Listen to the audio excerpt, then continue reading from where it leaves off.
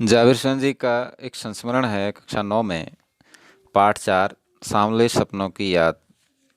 हिंदी क्षितिज की किताब है।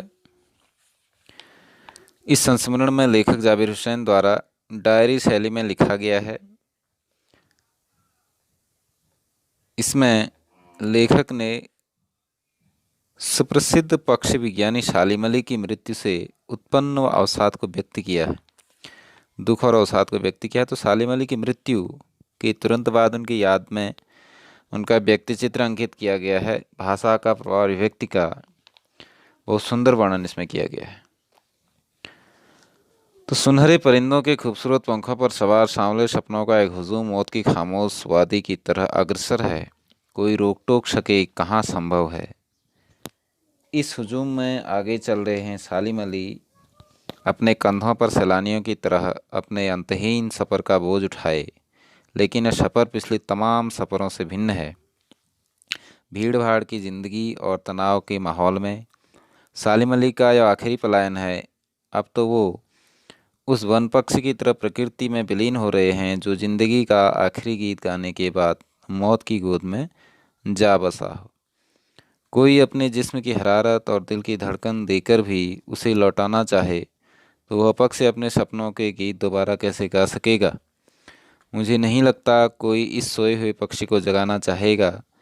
वर्षों पूर्व खुद सालिम अली ने कहा कि लोग पक्षियों को आदमी की नज़र से देखना चाहते हैं। यह उनकी भूल है। ठीक उसी तरह जैसे जंगलों और पहाड़ों, झरनों और आबशारों को वो प्रकृति की नज़र से नहीं आदमी की नज़र से देखने को उत्सुक रहते हैं। भला कोई आदमी अपने कानों से पक्षियों की आवाज़ का मधुर संगीत सुनकर अपने भीतर रोमांच का सोता फूटता महसूस कर सकता है। एहसास की ऐसी ही एक उबड़ खाबड़ ज़मीन पर जन्मे मिथक का नाम है सालिम अली। तो लेखक ने सालिम अली की इसमें शव यात्रा का वर्णन किया है। उन्होंने कहा कि सालिम अली को उनके अनेक अपूर्ण सपनों के साथ बिना किसी रुकावट के अंतिम यात्रा पर ले जाया गया। उनकी यह यात्रा जीवन की दूसरी यात्राओं से भिन्न थी। वे तनाव और दुखों से भरी जिंदगी में जा रहे थे। तनाव और दुखों से भरी जिंदगी से दूर जा रहे थे। वे प्रकृति में उसी तरह विलीन हो रहे थे जैसे कोई पक्षी अपना अंतिम गीत गाकर प्राण त्याग देता है। अनेक प्रयास करने पर भी वह जीवित नहीं हो सकता है और न ही उसे कोई जगाना चाहेगा। सालिम अली का कहना था कि लोग पक्षी, जंगल, झरनों आदि को प्रकृति की दृष्टि से न देखकर आदमी की दृष्टि से देखते हैं। आदमी पक्षियों के मधुर स्वर को सुनकर रोमांचित नहीं हो सकता। तो सालिम अली ऐसे ही अनुभव को धारण करने वाले व्यक्ति थे। अगला पैराग्राफ है।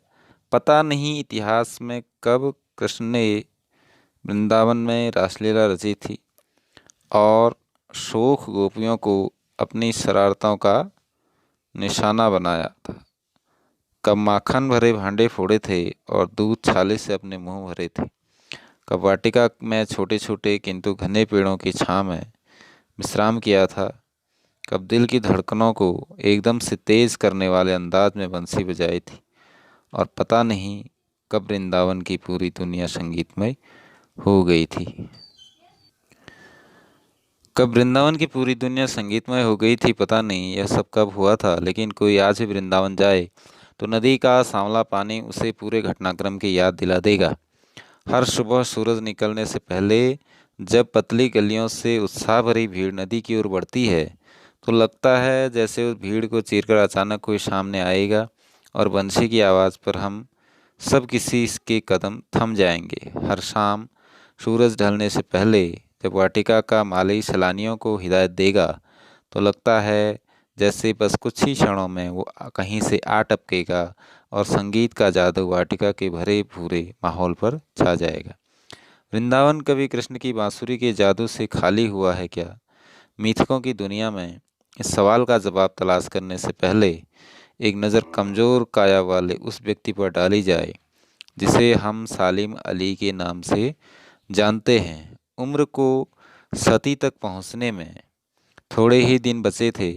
संभव है लंबी यात्राओं की थकान ने उनके शरीर को कमज़ोर कर दिया हो। कैंसर जैसी जानलेवा बीमारी उनकी मौत का कारण बनी, लेकिन अंतिम समय तक मौत उनकी आंखों में रोशनी छीनने में सफल नहीं हुई, जो पक्षियों की तलाश और उनकी हिफाजत के प्रति समर्पित थी। सालिम अली की आंखों पर चढ़ी दूरबीन उनकी मौत के बाद ही उतरी थी। लेखक कह रहा है कि आज कोई वृंदावन जाए तो यमुना नदी का जल उसे इतिहास की याद दिला देता है, जब कृष्ण ने वृंदावन में रासलीला की थी, गोपियों से शरारत की थी, मक्खन की हांडियाँ फोड़ी थी, दूध दही खाया था, हृदय की धड़कन को तेज करने वाली बांसुरी बजाई थी, जिससे पूरा वृंदावन संगीतमय हो गया था। आज भी ऐसा लगता है जैसे सुबह के समय भीड़ से भरी गलियों में कोई अचानक आगे आकर बांसुरी बजाएगा और कहीं सभी वहीं मंत्रमुग्ध होकर रुक जाएंगे। शाम के समय उपवन का माली पर्यटकों को बताता तो ऐसा लगता जैसे कृष्ण अभी आकर सब पर अपनी बांसुरी का प्रभाव डाल देगा। लेकिन वृंदावन से कृष्ण की बांसुरी का प्रभाव समाप्त नहीं हुआ।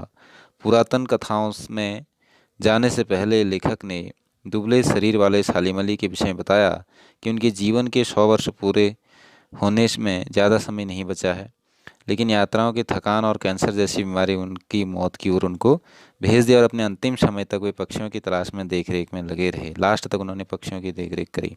अगला पैराग्राफ, उन जैसा वर्ड वाचर शायद ही कोई हुआ हो, लेकिन एकांत क्षणों में सालिम अली बिना दूरबीन भी देखे गए दूर क्षितिज तक फैली जमीन और झुके आसमान को छूने वाले उनकी नज़रों में कुछ कुछ वैसा ही जादू था जो प्रकृति को अपने घेरे में बांध लेता था। सालिम अली उन लोगों में थे जो प्रकृति के प्रभाव में आने के बजाय प्रकृति को अपने प्रभाव में लाने के कायल होते थे। उनके लिए प्रकृति में हर तरफ एक हंसती खेलती रहस्य भरी दुनिया पसरी थी। यह दुनिया उन्होंने बड़ी मेहनत से अपने लिए गढ़ी थी। इनके गढ़ने में उनकी जीवन साथी तहमीना ने काफ़ी मदद पहुंचाई। तहमीना स्कूल के दिनों में उनकी सहपाठी थी। अपने लंबे रोमांचकारी जीवन में ढेर सारे अनुभवों के मालिक सालिम अली एक दिन केरल की साइलेंट वैली को रेगिस्तानी हवा के झोंकों से बचाने का अनुरोध लेकर चौधरी चरण सिंह जी से मिले थे। तो वे प्रधानमंत्री थे उस समय, चौधरी चरण सिंह। उन्होंने कहा, चौधरी साहब गांव के मिट्टी पर पड़ने वाली पानी की पहली बूंद का असर जानने वाले नेता थे। चौधरी साहब जो थे गांव की मिट्टी पर पड़ने वाली पानी की पहली बूंद का असर जानने वाले नेता थे। पर्यावरण के संभावित खतरों का जो चित्र सालिम अली ने उनके सामने देखा, उसने उनकी आंखें नम कर दी। आज सालिम अली नहीं है, चौधरी साहब भी नहीं है। कौन बचा है जो अब सौंधी माटी पर उगी फसलों के बीच एक नए भारत की नींव रखने का संकल्प लेगा? कौन बचा है जो अब हिमालय और लद्दाख की बर्फीली ज़मीनों पर जीने वाले पक्षियों में की वकालत करेगा? यहाँ लेखक बताता है कि सालिम अली जैसा पक्षियों की देखभाल करने वाला उन्हें कोई नहीं मिला। उनकी आंखें क्षितिज तक फैली प्रकृति को बांधने में सक्षम थी। वे प्रकृति के प्रभाव में ना आकर प्रकृति को अपने प्रभाव में लाने वाले व्यक्ति थे। वे प्रकृति के रहस्यों से भरी पूरी दुनिया को देखते थे। इस दुनिया को बनाने में उन्होंने कड़ी मेहनत की थी। इसके निर्माण में उनके स्कूल के सहपाठी और उनके जीवन साथी तहमीना ने बहुत सहायता करी। अनुभवी सालिम अली ने प्रधानमंत्री, उस समय के तत्कालीन प्रधानमंत्री चौधरी चरण सिंह से केरल की साइलेंट वैली का रेगिस्तान की धूल भरी हवाओं से बचाने का अनुरोध किया।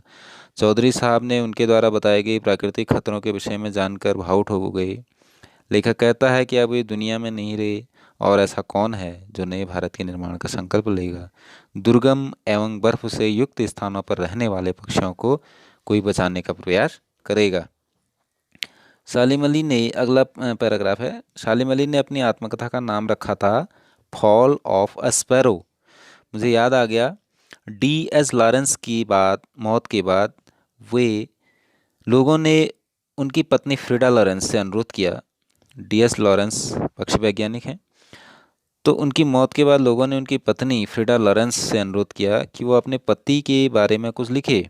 तो फ्रीडा चाहती तो ढेर सारी बातें वो अपने पति के बारे में लिख सकती थी, लेकिन उसने कहा, मेरे लिए लॉरेंस के बारे में कुछ लिखना असंभव सा है। मुझे महसूस होता है कि मेरी छत पर बैठने वाली गौरैया लॉरेंस के बारे में ढेर सारी बातें जानती हैं, मुझसे भी ज़्यादा जानती हैं। वे तो सचमुच इतना खुला खुला और सादा दिल आदमी था। मुमकिन है लॉरेंस मेरी रगों में है, मेरी हड्डियों में समाया है, लेकिन मेरे लिए कितना कठिन है उनके बारे में अपने अनुभवों को शब्दों में जामा पहनाना। मुझे यकीन है कि मेरे छत पर बैठी गौरैया उसके बारे में और हम दोनों ही के बारे में मुझसे ज़्यादा जानकारी रखती है। जटिल प्राणियों के लिए सालिम अली हमेशा एक पहेली बने रहेंगे। बचपन के दिनों में उनकी एयरगन से घायल होकर गिरने वाली नीले कंठ की गौरैया सारी जिंदगी उन्हें खोज के नए नए रास्तों की तरफ ले जाती रही। जिंदगी की ऊंचाइयों में उनका विश्वास एक क्षण के लिए भी डिगा नहीं। वो लॉरेंस की तरह नैसर्गिक जिंदगी का प्रतिरूप बन गए थे। सालिम अली प्रकृति की दुनिया में एक टापू बनने के बजाय अथाह सागर बनकर उभरे थे। जो लोग उनके भ्रमणशील स्वभाव और उनकी यायावरी से परिचित हैं, उन्हें महसूस होता है कि वो आज ही पक्षियों के सुराग में ही निकले हैं। बस अभी लंबे गले में लंबी दूरबीन लटकाए अपने खोजपूर्ण नतीजों के साथ लौट आएंगे। जब तक वो नहीं लौटते, क्या उन्हें गया हुआ मान लिया जाए? मेरी आंखें नम हैं सालिम अली, तुम लौटोगी ना? तो लेखक इसमें बता रहा है कि सालिम अली ने फॉल ऑफ ए स्पैरो नामक अपनी आत्मकथा लिखी थी। उनकी आत्मकथा का नाम है फॉल ऑफ अ स्पैरो। लेखक को डीएस लॉरेंस की याद आती है, जिनकी मृत्यु के बाद उनकी पत्नी फ्रीडा लॉरेंस ने उनके विषय में कुछ लिखने को कहा। तो ये कहते हैं कि अपने पति के प्रेम और व्यवहार को शब्दों में बांधने में असमर्थ है। उनका जीवन खुली किताब जैसा था, जिसे उनकी छत पर बैठने वाली गौरैया भी उनसे कहीं अच्छी तरह जानती है। सालिम अली पक्षियों के माध्यम से खोज के नए नए रास्ते अपनाते रहे और एक विशेष स्थान प्राप्त करने के बाद भी उनका विश्वास एक क्षण के लिए नहीं डगमगाया।